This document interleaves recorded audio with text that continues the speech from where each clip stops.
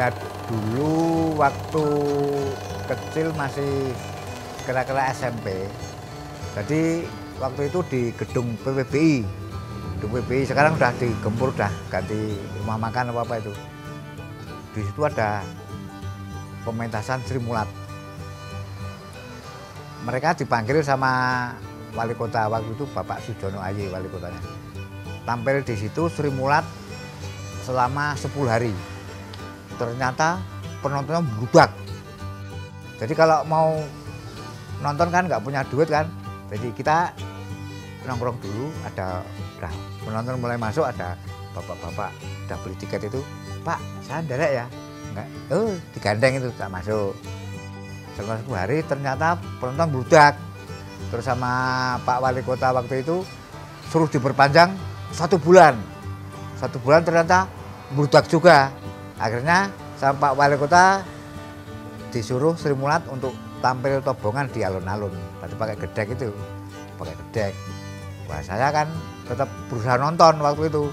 Dulu waktu itu Sri Mulat yang kondang almarhum Gepeng belum kondang. Abimanyu, terus Tekno, terus yang Paul yang jadi Dracula itu, kondang-kondangnya Paul itu.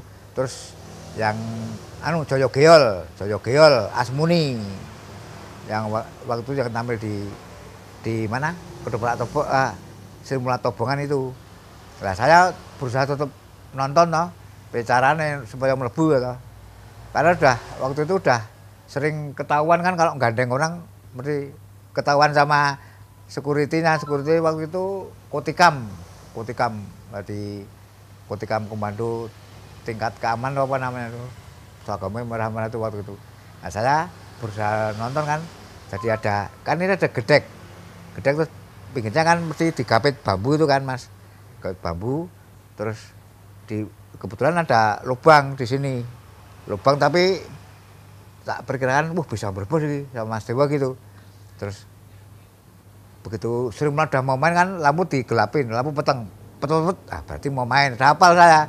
Terus saya itu nginjen di bolongan bawah gedek itu, kan ada kakinya orang nonton, tak sawil, Pak, apa boleh? Saya langsung respon, apa boleh? Gitu kan, sing jaga ora, ora no, saya masuk lewat situ, selama berapa hari lewat situ.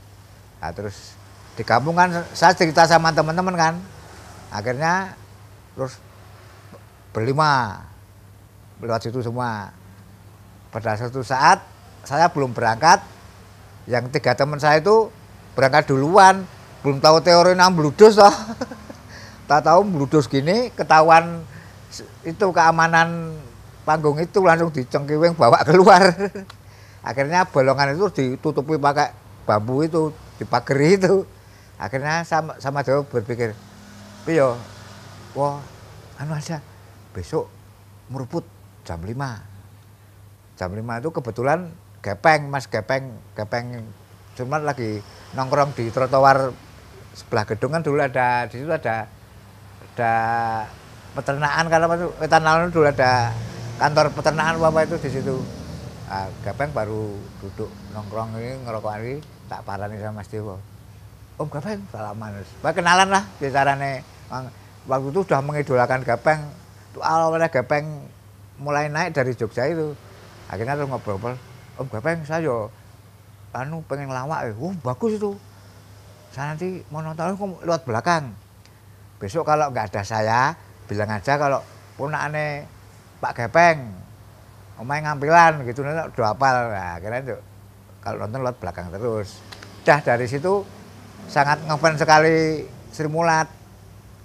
Terus pertama kali saya pentas sama Mas Dewa di acara pengajian.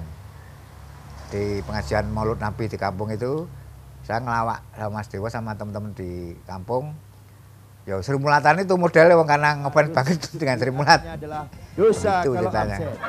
Inilah dia Bung Benny Kunco. Dulu nama saya sebetulnya panggilannya Kuncung gitu.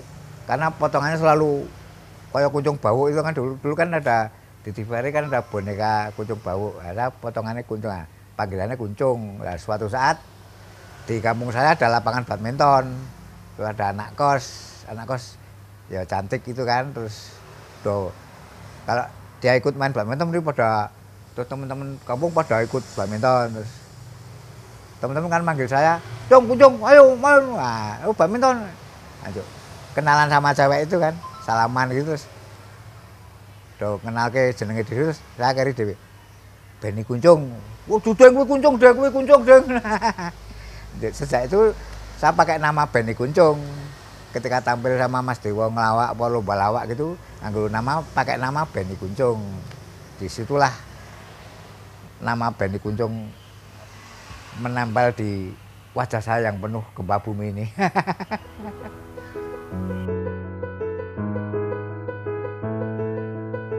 Saya selalu kalau ada, dulu kan waktu masih di kampung kan kita ikut pengajian di kampung, pengajian anak-anak, namanya pengajian Taman Melati. Terus saya grup lawak namanya Melati Grup. Terus ada lomba di alun-alun pasar malam sekaten itu kan pasti ada lomba ketoprak, terus lomba dagelan. Nah itu saya selalu ikut sama Mas Dewo. Melati Grup namanya, Melati Grup. Terus saya sudah udah males ikut di lomba di alun-alun, saya nggak ikut. Tapi saya emang kader teman-teman pengajian yang kira-kira bisa tak daftar ke Melati Grup Junior dulu gitu namanya. Tapi mereka sudah nggak bisa meneruskan karena mungkin pekerjaan atau apalah. Karena kan harus konsekuen itu. Akhirnya terus saya sama melaju sama Pak Dewo terus. Pernah saya dulu ya pakai nama Melati Grup, lomba lawak. Kan dulu ada lomba lagu pop dan keroncong DIY Jateng kan dulu ada kan dulu. Yang ada kan TVRI sama Depen dulu. Saya pernah ikut lomba DIY Jateng juara 2. Waktu itu peserta paling muda sama Mas Dewo, masih SMP. Peserta paling muda juara luruh. Yang juara 1 dikirim mewakili Jogja, dikirim ke Jakarta kalah. Begitu ceritanya. Beni Kuncung sampai di situ.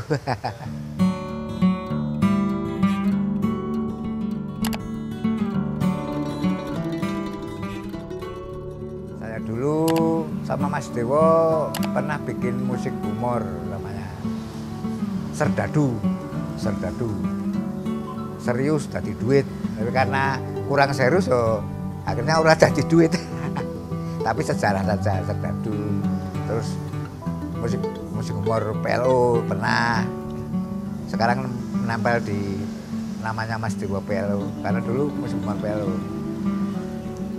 Dulu waktu grup Serdadu musik humor kita pernah tur 5 kota sama grupnya sama Cak Nun Kiai Kanjeng, tur 5 kota.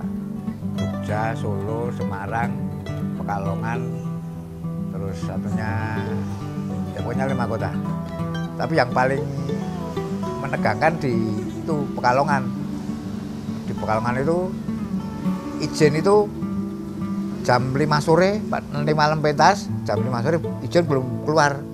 Akhirnya karena sama Kiai Kanjeng kan, Cak Nun ke Polda Pekalongan, bel-belan sama, karena malam minggu kan, minggu paginya mau dipakai acara, waktu itu acaranya Mbak Tutut kan. Akhirnya kan acara Golkar ya waktu itu. Akhirnya Cak Nun komunikasi sama Mbak Tutut.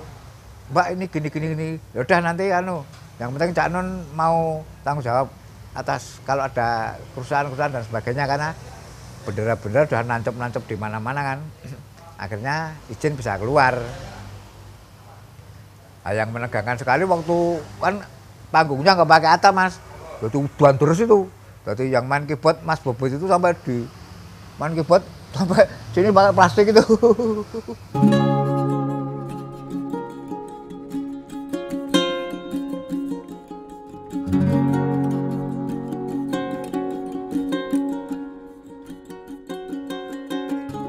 Saya dulu pernah siaran di radio Rakosa. Radio Rakosa itu masih grupnya RB Group di Jalan Gajah Mada, Permata Ngalor itu dulu di situ.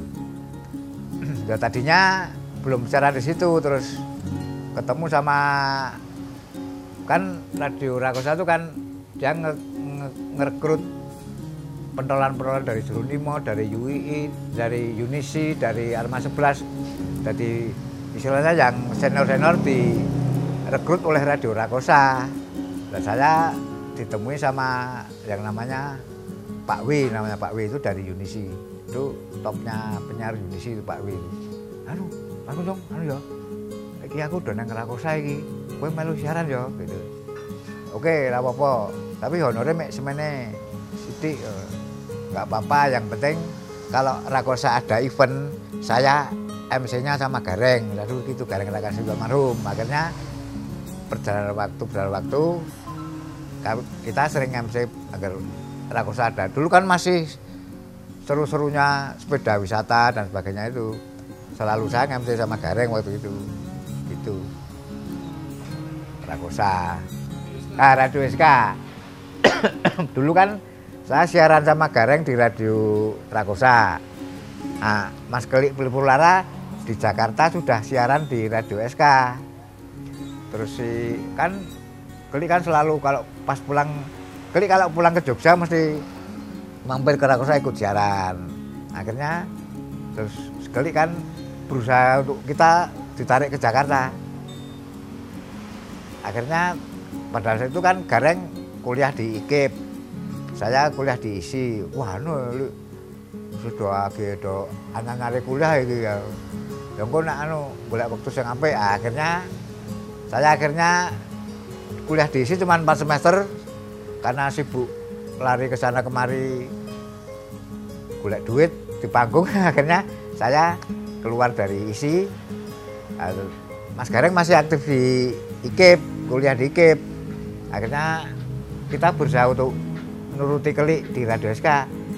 Mas Gareng izin sak semester waktu itu. Izin kuliah sak semester. Berusaha untuk mencoba ke Jakarta, hijrah. Akhirnya ya cuman di sana cuman 3 semester aja, terus 3 semester izinnya Gareng habis ya pulang. Gareng kuliah sampai lulus sarjana. Begitu, Mas.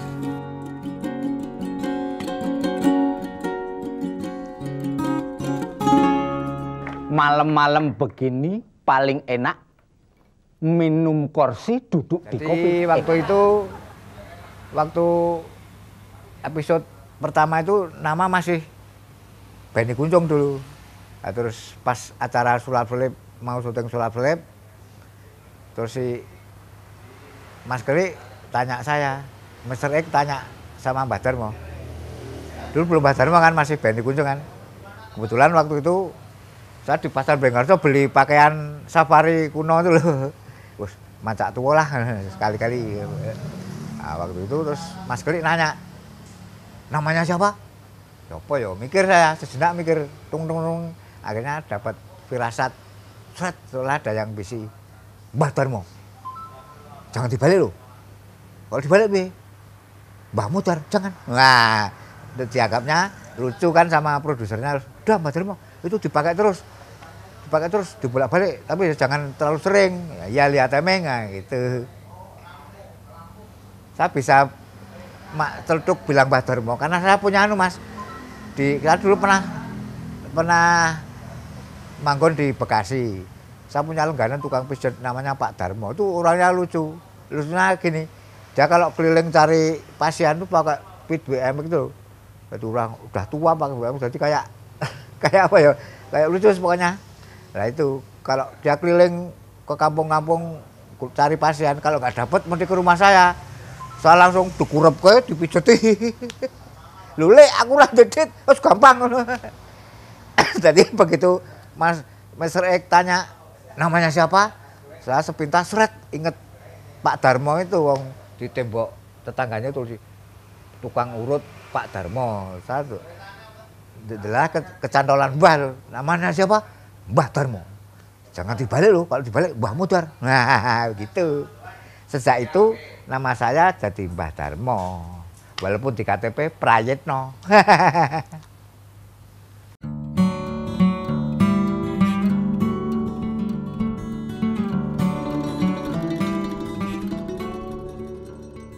Suka dukanya yang jelas, misalnya kita lagi pas nggak syuting ya, ke pasar kan hobinya masak. Neng kos-kosan saya, neng kos-kosan senengane masak aku. Beranu susu belanja ke pasar, belanja. Ya, orang pasar kan yo pada tahu kan sok nonton TV, oh, iki yang di TV kan yang ngono kan. Minta foto. Dukanya kayaknya waktu itu nggak pernah mikir duka ya. Pokoknya semua dianggap seneng gitu aja. Sebelum jadi sulap-selip, saya dulu kan dari Jogja kan, bukan ini di luar sulap ya, dari Jogja merantau ke Jakarta. Merantau, lo neng di sini tas itu jenenge perantauan ya loh. Terus waktu itu ketemu, sebelum ketemu sama, jadi tidur. Saya tidur di Masjid Istiqlal. Karena mau tidur di dalam nggak boleh kan, tidur di hamparan itu. Jadi sepatu saya tak aku bantalan gini mas, bantalan sepatu. Tas di sini tak keloni gini, nggak hilang loh. Nah suatu saat ngelilir kan, saya balik ke sini, klub kan, sepatu kan di sini. Tahu-tahu tangi turu hilang sepatunya. Nasib di perantauan kayak itu. Nah ini saya nggak balik ke Jakarta lagi. Begitu kontrak habis, saya berasik di Jogja. Nah itu terus saya ke Surabaya itu.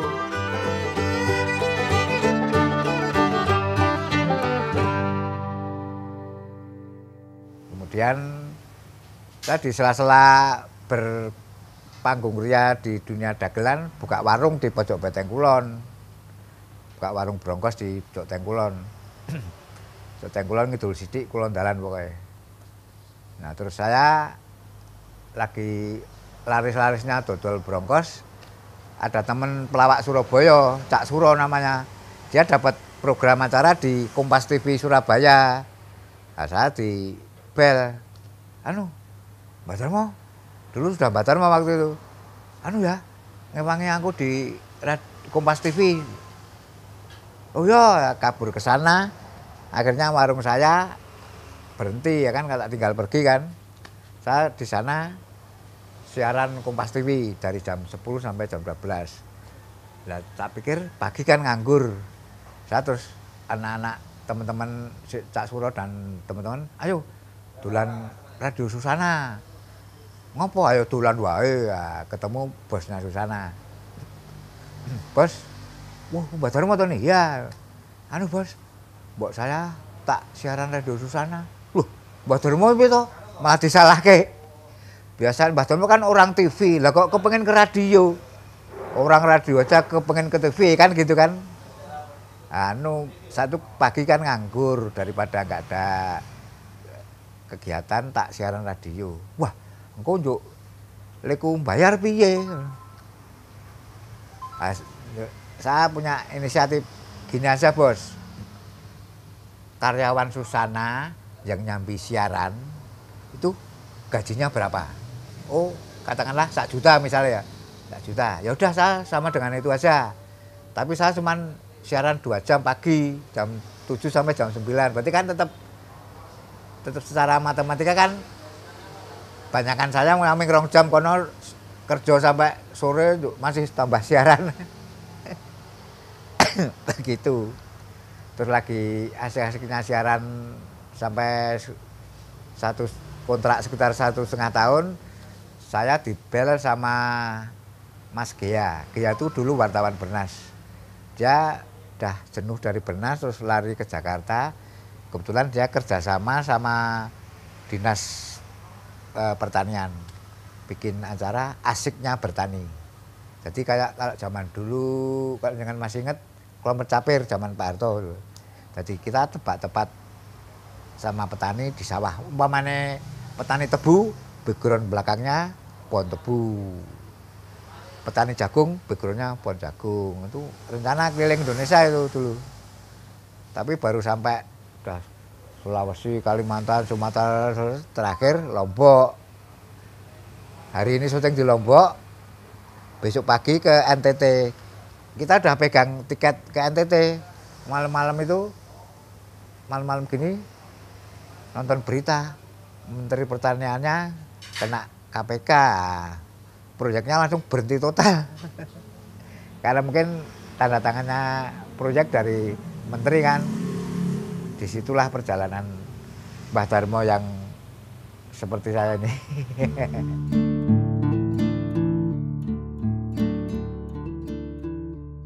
Akhirnya terputus sama hubungan sama TV Jakarta. Dan sekarang juga TV Jakarta juga nggak kayak dulu. Kalau dulu kan kita punya ide, kita jual ke PH, PH jual ke TV. Setelah dari proses yang sekian hiruk pikuk yang nggak tahu bagaimana, PH kan sekarang udah pada hancur, pada bubar semua kan. Jadi makin susah sekarang. Susahnya gini, jadi pihak TV itu, TV manapun, dia bikin acara sendiri, yang menentukan pemain sana sendiri. Jadi walaupun awak dewe nyungkir nyebalik lucu pol, nek TV nggak butuh, kita nggak dipanggil kan gitu. Jadi ya, jadi semakin males ke Jakarta istilahnya.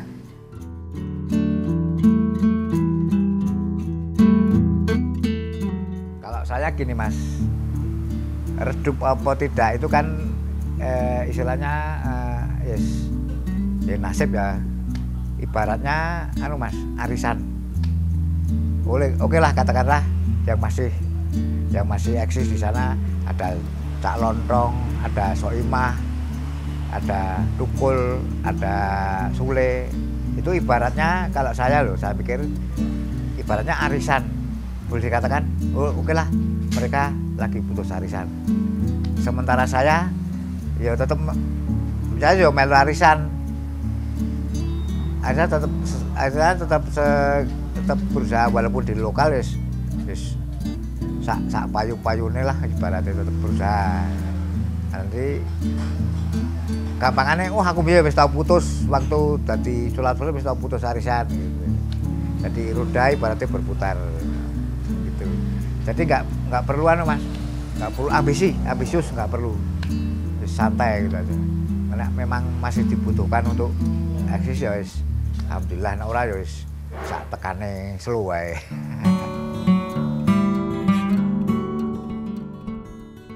Kalau saya tetap anu Mas, hobi saya kan tetap kuliner Mas. Saya ketika waktu dulu pernah waktu hijrah ke Bekasi punya istri orang Jakarta, terus saya nempatin di tempat tinggal di Bekasi karena istri punya rumah di Bekasi kan. Saya tetap kuliner Mas, dodolan gudeg waktu itu, dodolan gudeg. Terus akhirnya waktu itu dodol gudeg habis selama 7 bulan udah laris loh. Istri hamil 8 bulan. Akhirnya karena saya nggak punya saudara di sana, akhirnya tak ajak pulang ke Jogja. Akhirnya lahiran di Jogja. Di Jogja buka warung lagi di Pojok Beteng, warung tinggalannya orang tua itu sampai sekarang. Di sela-sela hari-hariannya ya jualan itu, betul buka warung. Baru nunggu job kalau ada, kalau enggak ya bicaranya oleh kan gitu.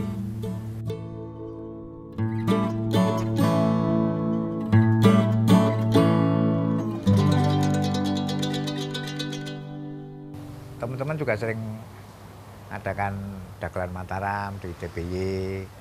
Kalau kadang kita kan banyak kan pelak-pelak di Jogja kan banyak, jadi mungkin gantian sana dulu, ubeng lah ke jalannya, nunggu antrian lah.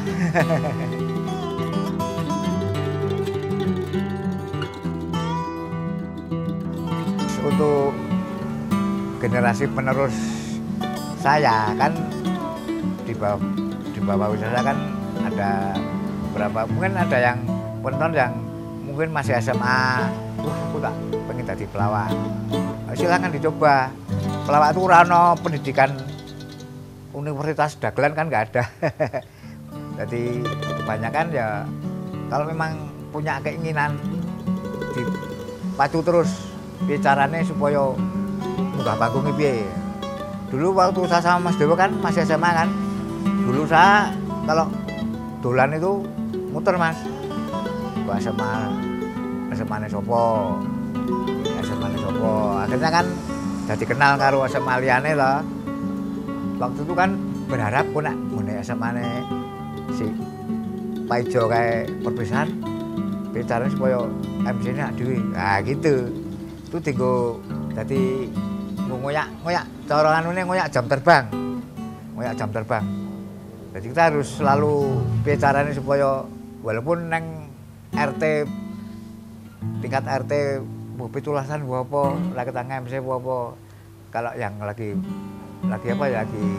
berjuang untuk kepengen jadi dagelan apa komedian, kalau saya seperti itu dulu perjuangannya seperti itu, begitu.